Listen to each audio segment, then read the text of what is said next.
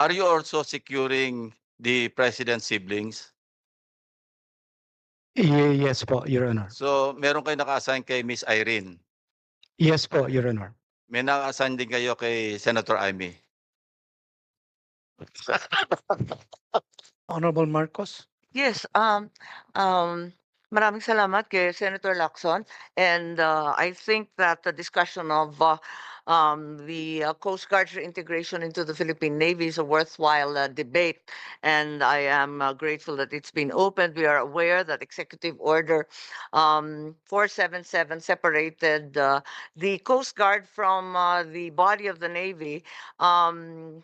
In 1998, and the arguments for reintegration are powerful ones. Firstly, of course, unified command as well as resources, especially in light of the very slow-moving AFP modernization program. Kahit papano, kung mag-ambag-ambag, dadami din. Of course, we also consider enhanced combat capability with a reintegrated force possessing infinitely greater firepower to help somehow de-escalate tensions in the West Philippine Sea. The operational synergy, of course, would be valuable as well, as some argue that it would reduce the turf wars or overlapping functions that sometimes inevitably occur in the sea between the two oceans in the effort to enhance maritime security. But we need to consider also the arguments against reintegration and maintaining separation, such as, firstly, white hull diplomacy. It used to provide a civilian effort to discuss in a non-escalatory approach the white hulls of the Coast Guard versus the gray hulls of the Navy to avoid giving China another pretext to escalate full-scale military conflict. But doesn't seem, as Senator Marcoleta said, that doesn't seem to have been working very well of late. Also, there are distinct mandates, between the PCG as well as the Navy, and there are very important civilian duties endowed upon the Coast Guard that are not given to the Navy, yung maritime research, rescue, environmental protection, regulatory safety enforcement. International aid is another concern where foreign maritime assistance is also usually provided by the PCG. So I think this debate is something that we should embark upon given the very troublesome situation in the West Philippine Sea as well as in the Taiwan Straits. Maraming salamat. Thank you, Admiral. Thank you, Honorable Marcos. Honorable Estrada after I'm just Honorable, reminded, Honorable Lacson. Yeah. Yes. follow-up lang. You are tasked to secure the first family, hindi ba? Yes po, Your Honor. Define first family. Immediate family, even extended family, like, no, not other families, but which brings me to my next question.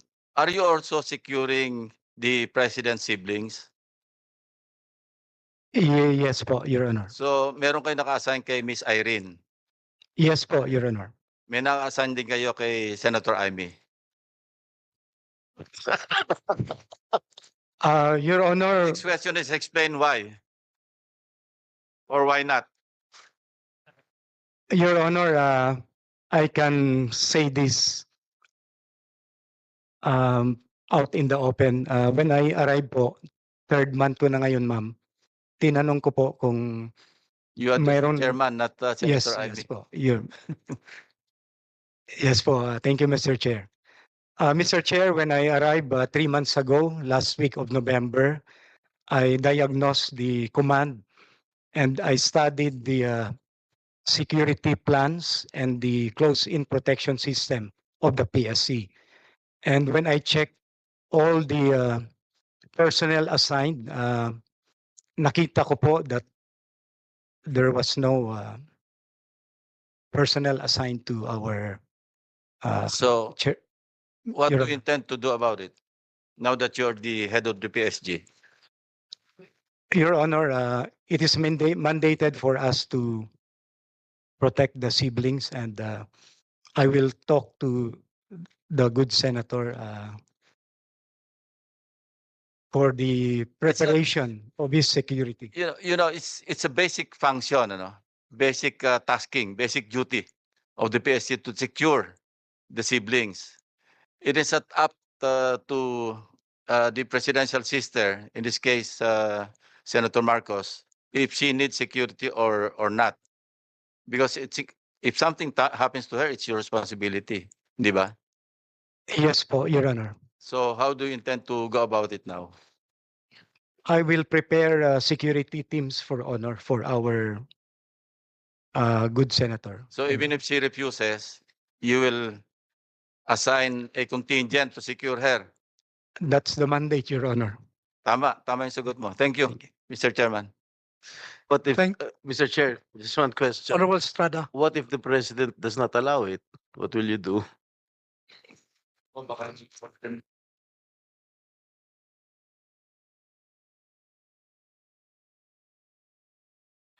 That is the next way forward, Your Honor. That's the next step to, Excuse me? Your Honor, that's the, that's the I'll next posit an answer. I'll cross the bridge when I get there.